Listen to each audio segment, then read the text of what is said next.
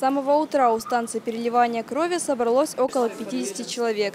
Сотрудники Министерства молодежи, физической культуры и спорта Северной Осетии решили стать донорами. Ежедневно сдавать кровь приходит не так много людей.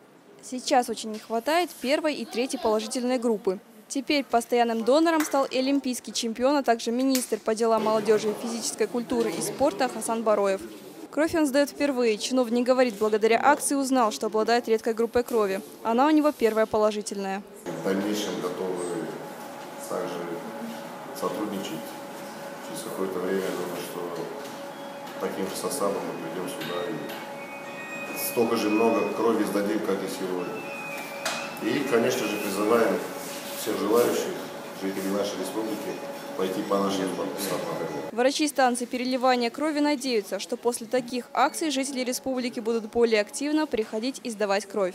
Наталья Алексеева, Осетия ТВ.